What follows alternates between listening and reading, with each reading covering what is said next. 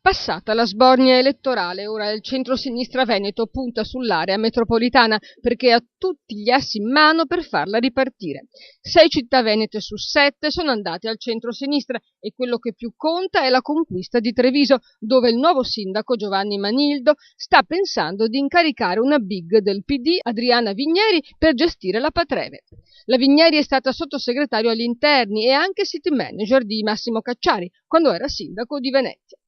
A Padova Zanonato si è schierato con Orsoni per unire i servizi lagunari con quelli patavini già da un anno e ora a Cafarsetti è stata incaricata un'altra figura di spicco per gestire le alleanze e formare la nuova città, ossia l'ex rettore di Ca' Foscari Pier Francesco Ghetti.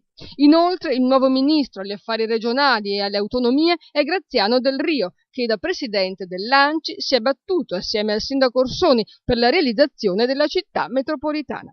Riguardo i confini della nuova area, che ha tutti i presupposti di ridimensionare la Regione Veneto, sembra ormai tramontato il progetto della legge 2012 che prevedeva di approvare lo statuto con il coordinamento della provincia.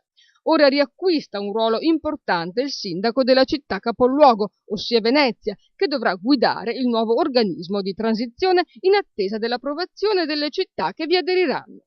Quel che è certo è l'asse Venezia-Padova-Treviso fino a nuove elezioni.